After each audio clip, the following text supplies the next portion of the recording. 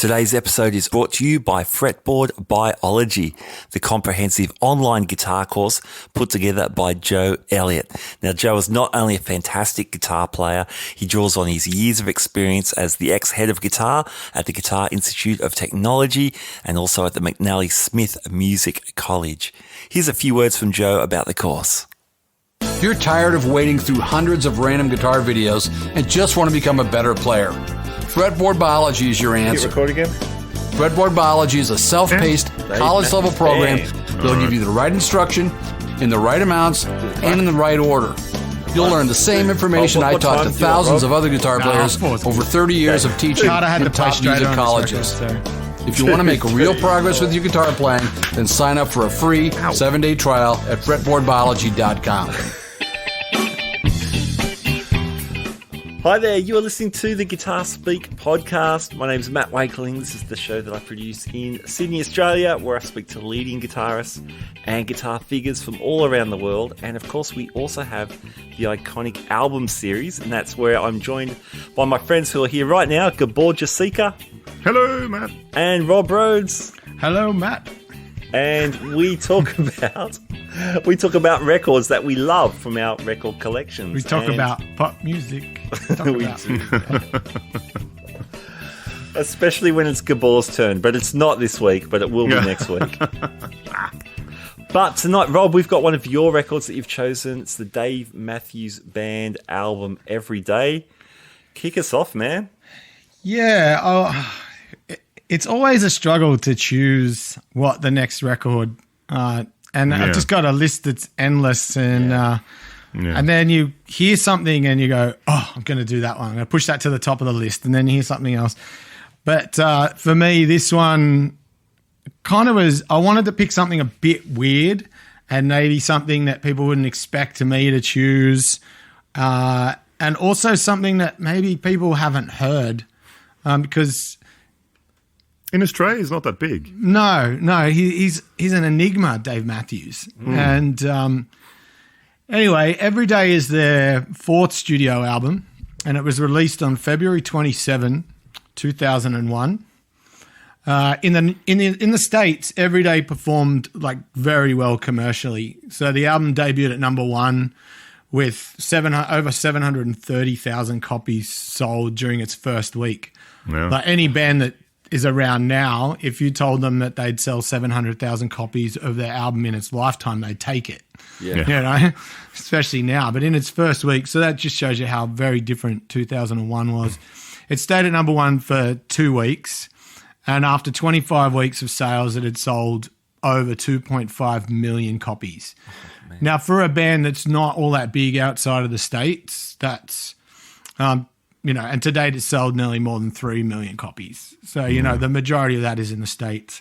Yeah. It was the fifth best-selling album on the Billboard charts in 2001. Wow. So, just goes to show you, The Dave Matthews Band is Carter Beauford on drums and percussion. Killer drummer. Backing vocals. Vibraphone on this album. On Stefan Lessard on bass guitar. Obviously, Dave Matthews acoustic vocals and electric guitars on this record, which we'll get into. Baritones. Leroy Moore is on flute, contrabass, clarinet, the alto saxophone, tenor saxophone, and backing vocals. And Boyd Tinsley is on violin and backing vocals. Now, this album was produced by Glenn Ballard, who is famous. Well, let's just say he served his apprenticeship with Quincy Jones. Yeah. So that tells you... That's a bit of a right. Yeah, just put that at the top of your resume and just white paper, blank, everything below that. So he's responsible. He's got production credits on Michael Jackson's Thriller, Pointer Sisters' Breakout, Toto's Tambu, just everyone. Goo Goo Dolls, Ringo Starr, Annie Lennox, Stevie Nicks, but he's most famous for Alanis Morissette's Jagged Little Pill. Yeah. Like, produced, co-wrote, all of that. And he's also worked with The Cause, No Doubt. He did the bonus tracks on Van Halen's The Best of Both Worlds, so the 2 additional songs with David Lee Roth that they added for that. It never ends. Goo Goo Dolls. and one of our previous albums, no doubt, which we spoke about, Return to Saturn. He worked on that too. Look, this is all of the research I did on this album is really hard. Again, I said the word enigma because Dave Matthews Band are a complete enigma. You know, they've got this crazy fan base in the States, which is they're a bunch of stoners, right? Really, that's what they're known as. And the Dave Matthews Band, the first 3 records are these long jams that hardly any song is under 6.5 minutes. Yeah. And there's flute solos and sax solos and violin solos and all this stuff going on. So they're kind of like this college jam band, really, with a couple of real breakout hits, you know, Crash Into Me and those types of songs early on. When they started working on this album, Dave was in a really bad place. He was going through depression. So they were working with this Steve Lillywhite, I think his name was, who they did the first 3 albums with. And he really encouraged them just to jam and do freeform in the studio and put the songs together that way. But what was happening was Dave was spiraling and all the songs were coming out really kind of depressive and low and not really what they wanted. So when the album had wrapped, their record company, their manager came in, listened to the record and went, yeah, this is not what we want it to be. So he got all the band together except Dave, and he said, I'm going to go and tell Dave that this is not the record that we want. And the whole band went, oh, thank God. We thought it was just us. So nobody had talked about it together, and they'd all just gone, they were just all worried. They were going out, they were playing basketball outside. They were doing everything they could to avoid being in the studio with Dave and recording because it was such a downer. And so the manager goes to Dave and he tells him, you know, this is where we're at. And initially he kicks back, but then he goes, you know what, you're right.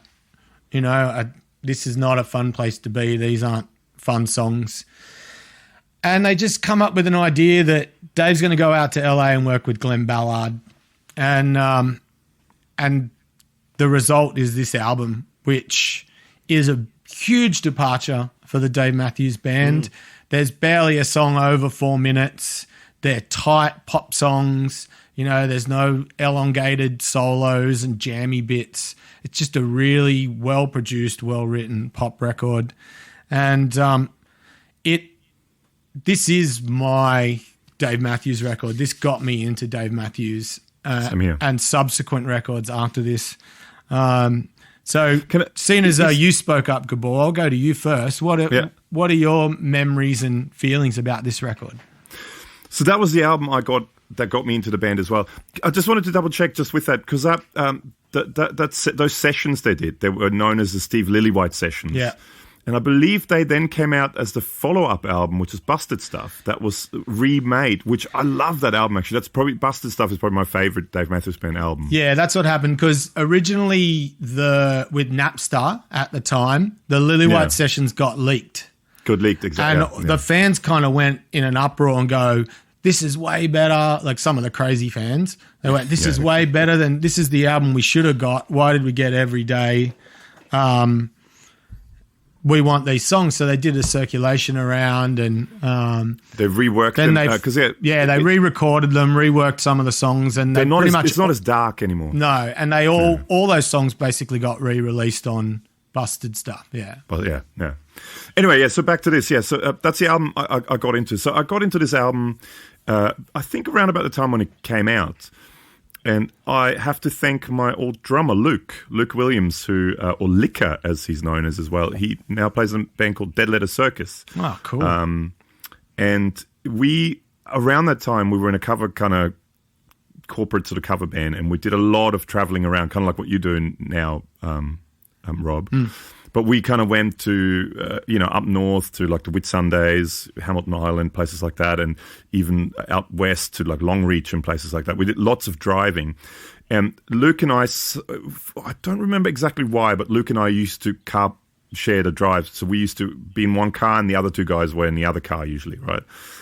And he, from a drummer's point of view, he introduced me to that album, saying, "You've got to listen to this guy, Carter Beaufort. He's an amazing drummer," which he is. I think, I really think his sense of groove really makes a lot of the odd time signature stuff actually not feel like odd time signature stuff, if that makes sense. He sort of gives. He's got such a cool groove. I love his playing. I love his hi-hat work. The awesome 16ths stuff. that he does on the hats are untouchable. Amazing stuff. And the cross-stick stuff. And and live when you see him, he plays the stands and everything. And he's really cool. Is he, can I jump in? Is he, for the live jammy stuff, does he drive a lot of that? Does he direct a lot of that? I think so. Musically? Yeah. You can tell. I've got a couple of live videos, Dave Matthews Band live videos, and everyone focuses on him. I think he's sort of almost kind of like a little bit the band leader. Yeah, right. Yeah, he's because I think he does almost a bit of that because he plays with Santana. He plays percussion with Santana. Okay. And I think he does a lot of that sort of almost band leader thing in Santana as well. But anyway, but yeah, killer drummer. And I really think the band wouldn't, because just the songs are quite quirky. Dave Matthews' writing style and playing style is quite weird. It's not on this album, but So Much to Say, for listeners out there, if you haven't heard much Dave Matthews stuff, check out a song called So Much to Say. It's the weirdest guitar, but then once the drums come in, it works really well. It's his really South African influence. Like he's talked about it in a lot of interviews. That the music of South Africa, that's where that, the weird chords and the time signatures really and the tribal staccato nature. Stuff that he does. Yeah, it has this weird style, but it's really interesting. His playing. But if you watch what he plays, it's bizarre. But I think his drumming kind of makes. The groove makes it kind of work. So that's when I kind of got into it, and I did it. I love that song. I love the clip. I think I saw it was either on Letterman or Jay Leno, one of those shows. They were on live, and he was wearing this really like scrunched up grey, like a suit kind of thing, and played. The thing that I really remember is the Dan Electro baritone. Because at the time I didn't even know there was such a thing as baritone guitars. Oh, yeah, right. I just thought, why is the neck so long? Right? And I found out later on that it was a baritone. And there's a lot of baritone on this album, actually, which I think that's also the album that got me into the sound of baritone guitars. Wow, awesome. But yeah, I love the production on this album. I think that is one of my two favorite Dave Matthews Band albums. And I've seen him live twice now as well, which are fantastic live band to see. But yeah, killer album, great production, great songs, really unusual songwriting. The band is fantastic, all of them. I mean, they're all really good. And I think it'll probably come up in the fun facts too, because Luke was telling me, I remember back in the days, how the band kind of came together as well. So I think that's probably coming up in your fun facts. No, I kind of left all that. I want people to kind of discover that stuff for themselves if they get into it from this album. But yeah, it's a great backstory. Yeah, how Dave jumped on stage and I'm a fan. I'm a big fan of Dave Matthews Band. So I even have for you people with the special glasses. I have the hard copy. I have a CD. I've got to. And it's a killer album, killer band. For people that haven't seen much Dave Matthews Band, check out some of the live stuff. There's a really good concert from Central Park. I think it's just called the Central Park Concert. And it's, again, for a guy who's not necessarily known outside of the US, that ocean of people in Central Park, it's amazing. It's absolutely amazing. They got a crazy fan base. Before I get to you, Matt, I saw Dave Matthews Band at Blues Fest a few years ago, and unfortunately, I saw Michael Franti right before them, and I think it's gone down as one of Franti's best Blues Fest performances. Okay. It was his birthday, and it was just an amazing, on the back of that album at that time. And when I went from the euphoria of that performance over to Dave Matthews, I couldn't adjust. And it was really difficult. I couldn't sit through Dave Matthews, and it was really disappointing that it went that way because I didn't go the second night that Dave was there, and so I didn't get to enjoy it on its merits. So that was one of my regrets of seeing a live concert and not really being able to enjoy it. But yeah, hopefully they'll be back now. All this post garbage that's going on. How about you, Matt? How's this album hit you? Well, Dave Matthews Band. I hadn't heard this record, but I do own the second record, Crash. Mm-hmm. All my CDs are stored away, so I can't wave them up with the special glasses people like you guys do every we're week. weirdos. I feel bad, but trust me, I own Crash, and I loved that record, and I loved song number 41. That's a live favourite, and I've spent maybe not many, but plenty of nights just going on a YouTube Dave Matthews Band Odyssey and watching several live versions of number 41. Yeah.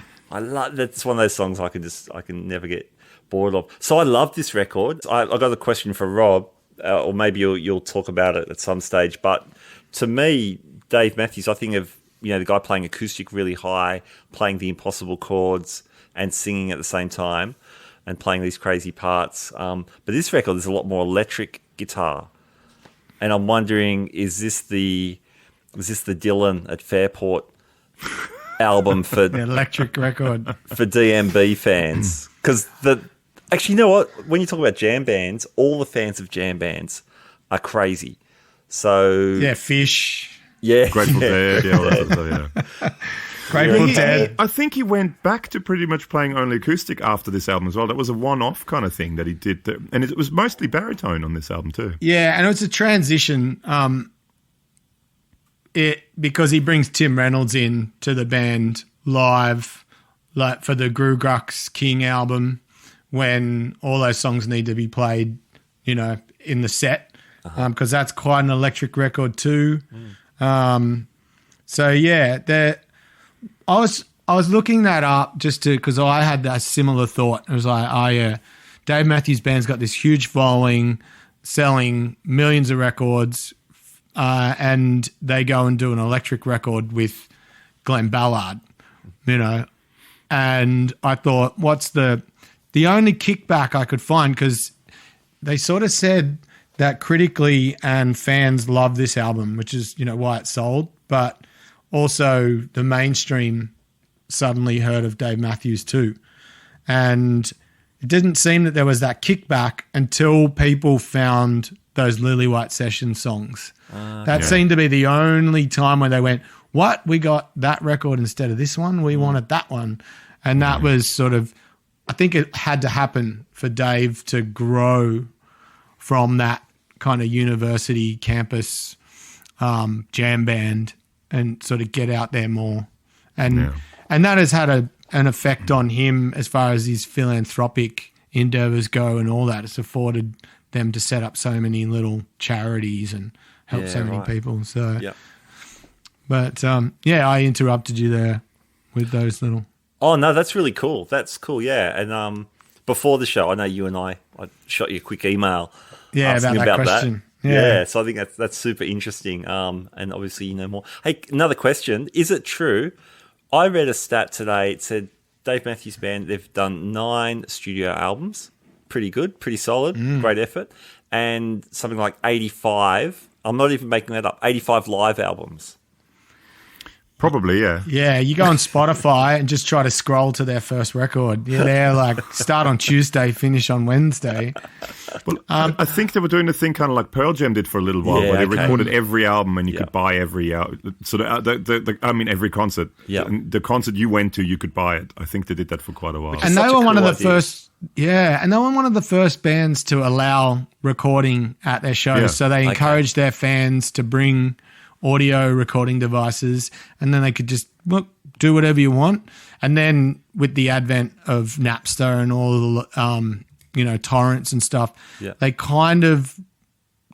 didn't want to stop it, but they sold tickets. So if you wanted to record, you bought a ticket where you were allowed to record in that area. you know, Yeah. but they knew who the people were that were doing it, they had their details, whatever. But they still do it and they still encourage it, but they seem to sell a audio recording ticket. So maybe they put them in the best spot, like near the sound desk or something. Yeah. They just put them all there.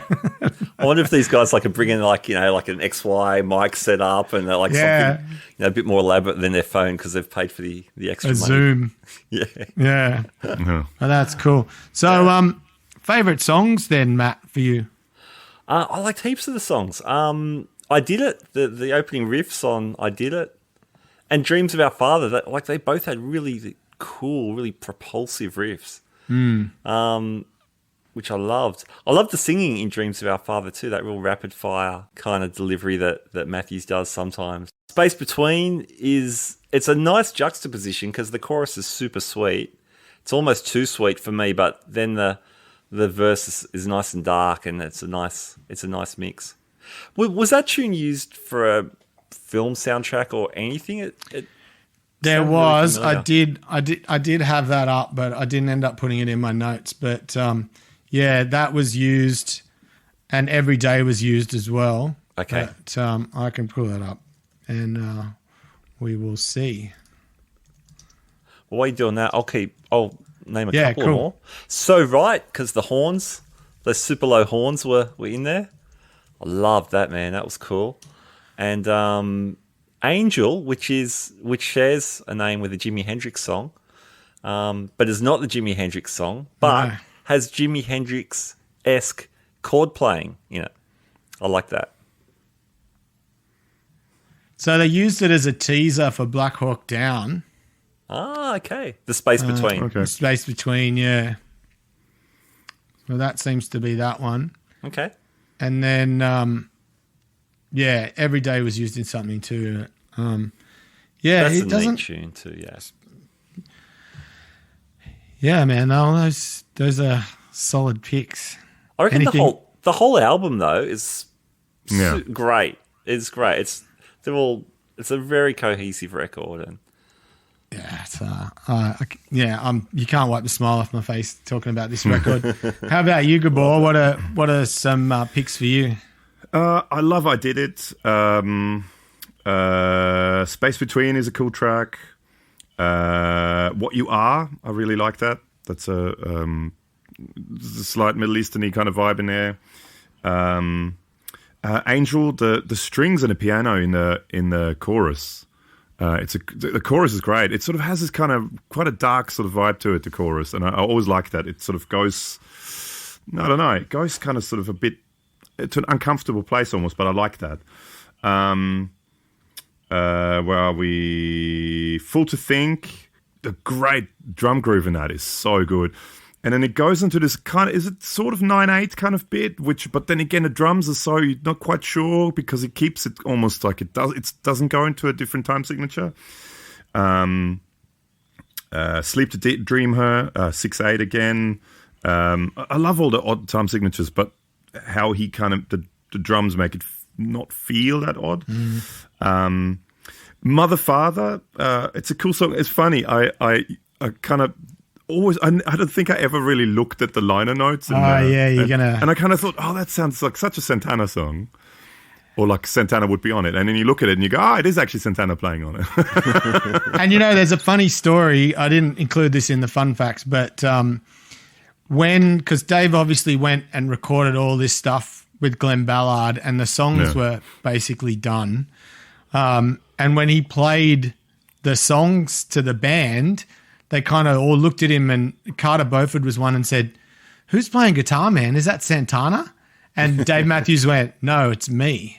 And because obviously Carlos hadn't played on the session at that time. And he said the whole band just smiled. Like they, from ear to ear, they just went, "Oh my God, this is something we haven't heard from you." Wow, and wow. They were just so buzzed about what they were hearing just from those demos. Unbelievable.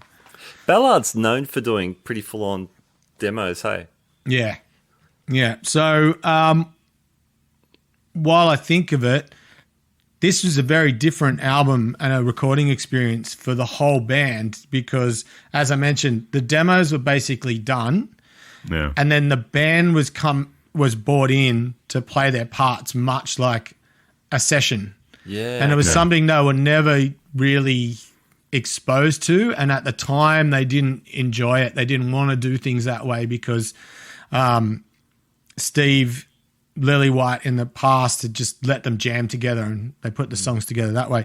And I mean, they're all jazz guys too. They all come from a jazz background where it is more of a you play together, rather than So they went, this was completely upside down for them, and to come in and play these tight pop songs. But the Stefan Lassard, the bass player, he said there were times when I was just told to pump like quarter notes. And I was just like, what? And then I'd listen back and go, that is so fat. That sounds so great. And then he got into like just sitting in the groove and playing less. And Carter Beauford, the same. He said, I'm more guilty than anyone of overplaying. Like I just overplayed all the time. And then to strip back and just play what was necessary, it was a really nice change to tighten up and do that. So, so many stories out of this record, and maybe we should take a break, and then we can get to the gear and fun facts and some other cool things about this record. This episode is brought to you by Fretboard Biology, the comprehensive online guitar course put together by Joe Elliott, ex-head of guitar at the Guitar Institute of Technology and the McNally Smith College of Music. I was one of the beta testers for the course and can say as a music educator, I was really impressed by the logical sequence of learning. The course has also been endorsed by players such as Brett Garsed and Greg Koch. For more details, check out the links in our show notes. All right, welcome back. We're talking about Every Day, the fourth record by the Dave Matthews Band, which Rob has brought along this week. Yeah. Hopefully people saw this get posted and listened to the record first and can kind of really enjoy the things that we're talking about with this record.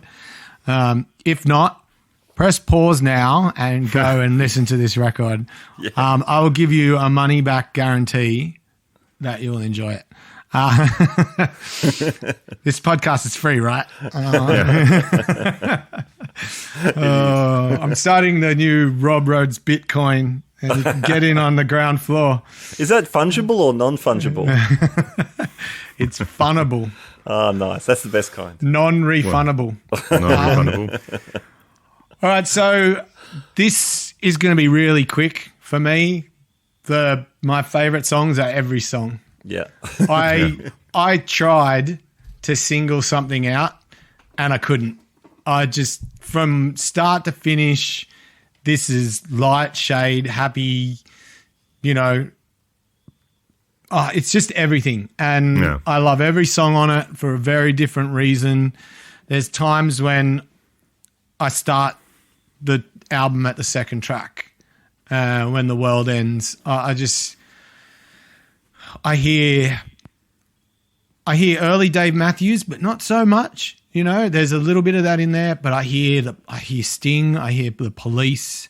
That sensibility of those bands are what brought this to me. When I heard I Did It, I just went, "What the hell is that?" Like I knew baritone before because Diesel was using it on Hep Fidelity, and I'd heard that from him, and so when this came around, I knew what it was when I saw it was, and it's a Jerry Jones as well. Is it not done electrification? Yeah, he's got a few Jerry Joneses, but everything that this record has to offer, I'll just eat it up. And Twice on Sundays. I love the production.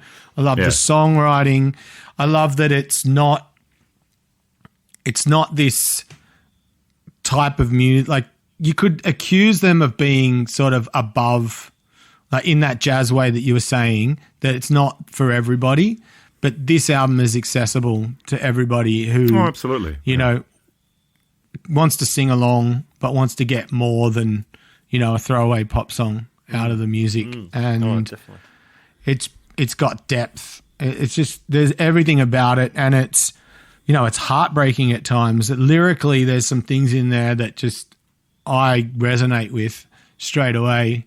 If I Had It All, the lyrically, that's just amazing, that song. He writes a lot of quite dark lyrics. Yeah. I mean, I think it wasn't long after this he released his solo album, which was called Gravedigger. Yeah. And I mean, I think he's quite a dark dude. But and again, like when you see him on talk shows, he's a funny guy, engaging guy. Like he was in that, I think he's in Just Go With It, the Adam Sandler movie where he plays Nicole Kidman's husband, and they're like this completely weird, like sexed up couple. It is hilarious. Nicole Kidman's hilarious in it too. And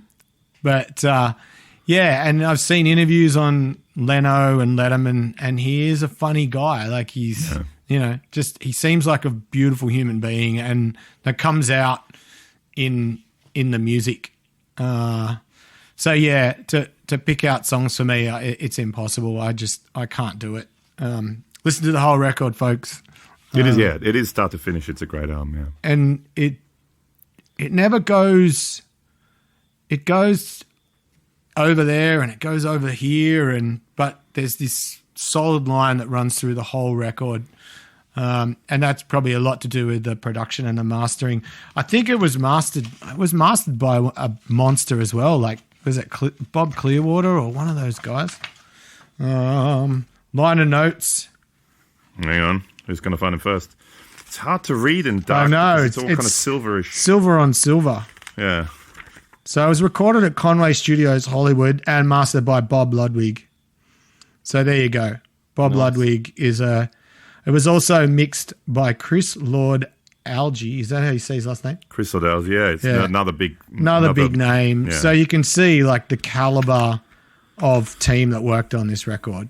Yeah. Just brought the best of this band out, and Glenn Ballard, from a producer's point of view, delivered the Dave Matthews Band that probably they needed to be at that time, which, awesome. All right, so let's get to some gear because there's not a lot of that. Dave Matthews, he mostly uses Taylor 914 CEs. And on this record, obviously, there's the Jerry Joneses through a matchless SC30. I'm not sure. It was really hard to get what he used in the studio because obviously it was Ballard's studio, so there was a lot of stuff there. Yeah. But it did seem that live, when he took the rig on the road, it was what was used in the studio. So, the matchless SC30 and the Jerry Jones baritones. There's so much going on, but because this is an electric record, it seems like it's mostly just those baritones on every song. Yeah. You can definitely hear there's a lot of baritone action on that, yeah. Yeah. It's such a cool tone. It's so 12-string too. Like it's crunchy and nasty, but there's a lot of clarity to it. Yeah. It's great. Yeah, and that's because he's kept it kind of clean. Yeah. Like there's a little overdrive. It's probably just the amp overdriving. Well, it's a Vox style, the SC30. Yeah. I mean, all the matchless stuff really is, and it's that chimey amp with the low notes and the baritone, and I mean also with lipstick pickups. It's quite a bright. It should be quite clear. Yeah. There's some great sounds on there. And he's got a Santa Cruz Bob Brosman baritone as well. Okay. So I'm not sure if that made it to this record. Again, like he would have, I don't know how much gear he would have taken to Hollywood to record this, but that seems to be the majority. The Taylors. He's got a bunch of Martins, D35s, and then he's got some signature model Martins as well by the looks of it. And there was mention of a Fender Hot Rod Deluxe, so that's the everyman amp. Yeah.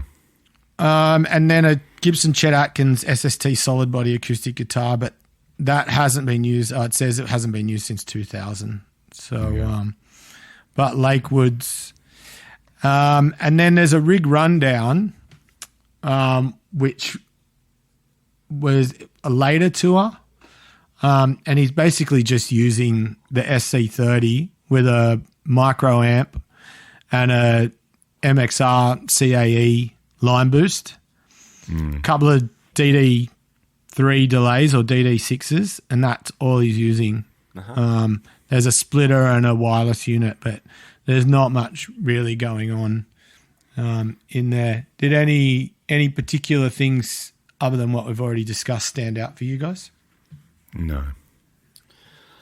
Nah. There's definitely some 12 string on there. You can hear there's in a few bits there's some 12 string, but it's live again. I think he just uses Taylor, or he in those days anyway. I think he just used Taylor 12 strings, and it was pretty much all Taylor back then. Yeah, he's changed a bit now, but at that time it was all those Taylors with the really nice fancy inlays. Yeah, and that's the 914, and then he had his signature model, which the only difference between that and the 914 was those inlays on his signature model. Yeah. Man, you look, and he's got that the Valetti like Mando acoustics as well. That would have been used on some of those overdubs. And what else has he got there? Yeah, there's so much. The list of gear is crazy. There's some real nerdy sites out there for Dave Matthews fans that are into that. What he would have been using over the years, Again, that's the jam band fan stuff. It gets nuts. Yeah. There'll be photos. There'll be fuzzy photos. You guys have seen this. Fuzzy photos from gigs of a pedal board from 300 meters away. What's that orange one there? Exactly. It doesn't look like a DS1. So there's a couple of stories here about songs before we wrap up. So every day, Boyd Tinley's violin on this track was put through a wah-wah pedal. So that's how he gets that sound on Every Day. I did it. Dave is quoted as saying, this is the first single and the first track on Every Day, and the first album and first track that Dave played electric guitar on. He walked into Ballard's studio and was enamored with the baritone straight away, and like Glenn put it in his hands. He goes, just play this. And the first thing he did was hand me the guitar, and it was love at first touch. He was having a visceral experience with this guitar, and I couldn't wrench it out of his hands. That's cool. There's just something about baritones. I have a baritone now as well, and there's just something about it. It just, I mean, it's the same thing really, just lower.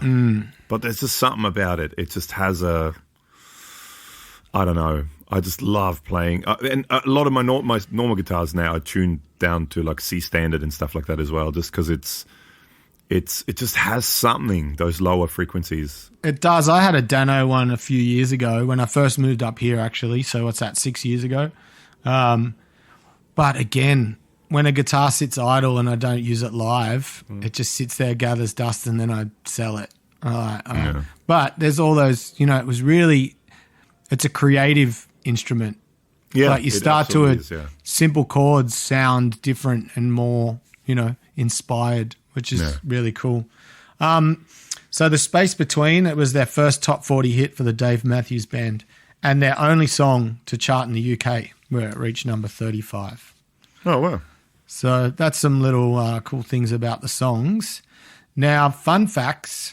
With Rob. That's Jamie Presley holding the baby in the video of Every Day. Is it Every Day? No, I Did It. And this was before she landed her role in My Name is Earl. But yeah, she also appeared in Aerosmith's Girl of Summer and Marilyn Manson's Tainted Love clip. Ooh. So before her movie and TV career took off.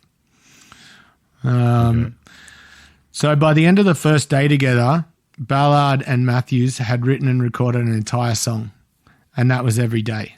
So they did that on the first day when they met. Solid start. Oh, that's a great song. Great song, great clip. I love the guy who goes around and hugs everyone. That's cool. Oh, it's crazy. And it emerged from a drone, like that simple groove and drone that Ballard played on his keyboard.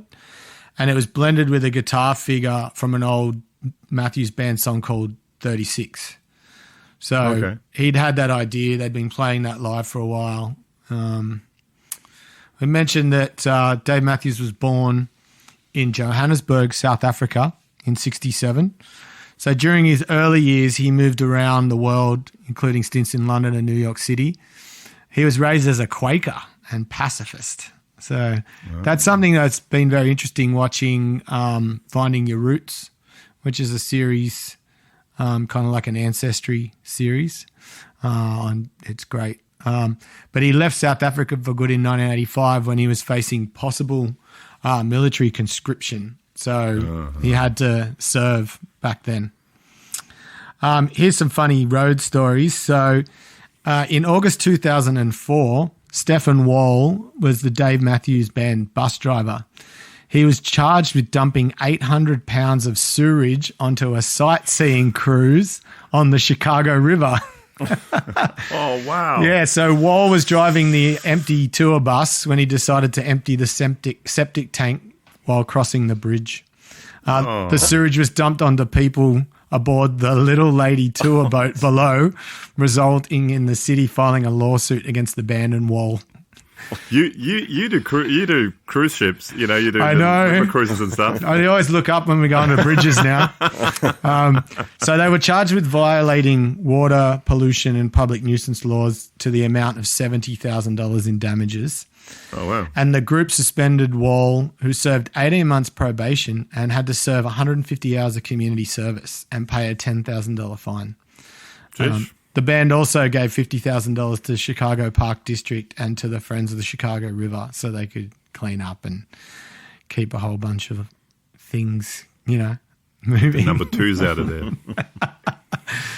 But yeah, that's we obviously mentioned the last thing is that Carlos Santana solo in Mother Father.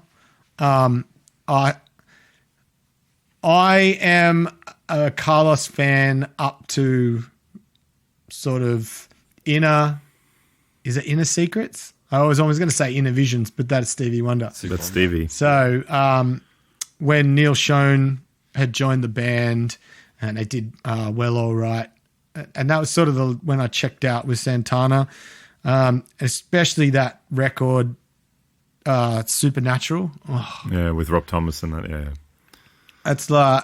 Yeah, that's when I just went, that's just noodling and playing every chance you can get. And I'll probably get shut down for that. But he plays... No, I'm with you on that one. This is Santana, which I wish that record had have been, where he let the songs breathe and then he did his thing in the context of the song.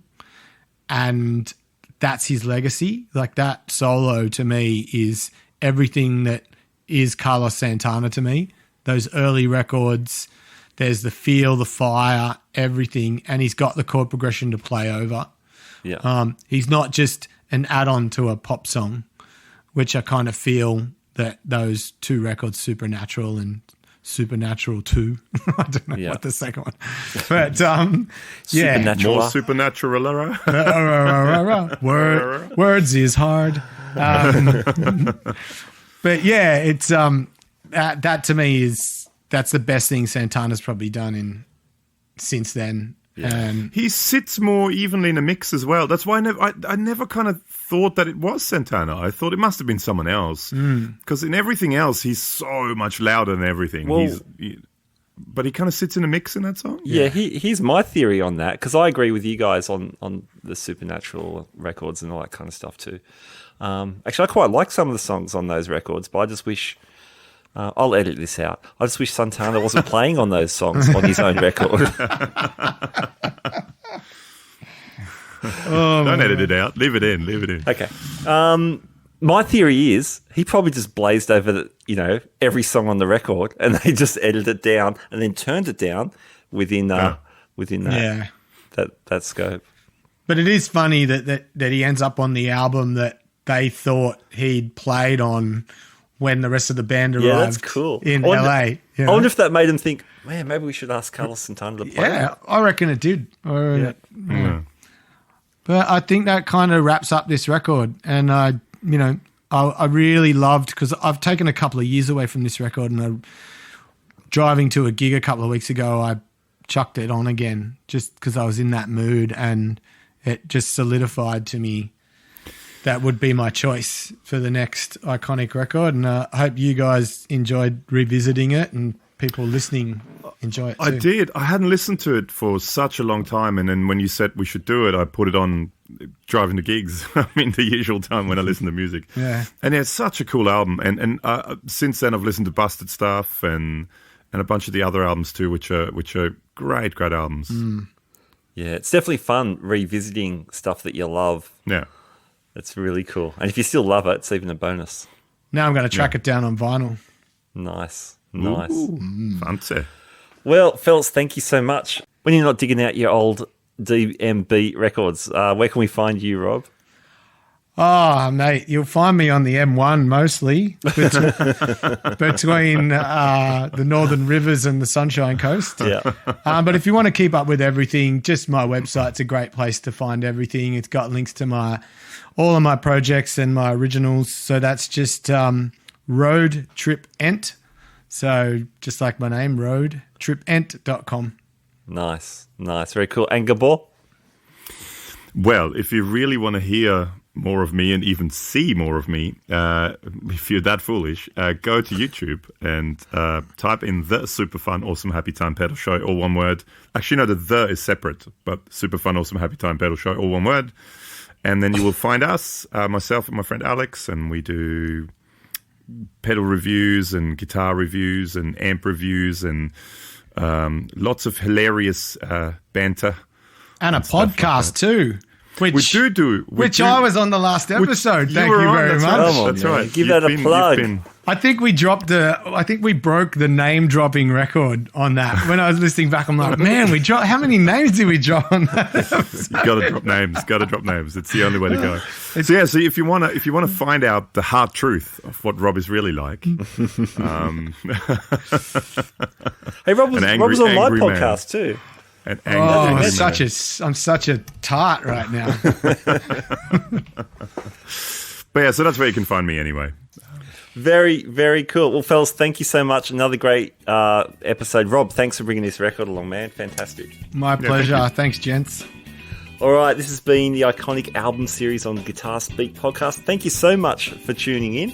And thank you also to Fretboard Biology for bringing this episode to us today. Come back next week for another album. And you can check out the back catalogue with interviews with some of the world's leading guitarists and guitar figures. All right, that's about it for me. My name's Matt Wakeling. Thanks again, Gabor and Rob. Thanks, Matt. Thanks, you. Rob. And in the words of Michael Schenker, keep rocking and keep on rocking. Keep on rocking indeed. See you next time.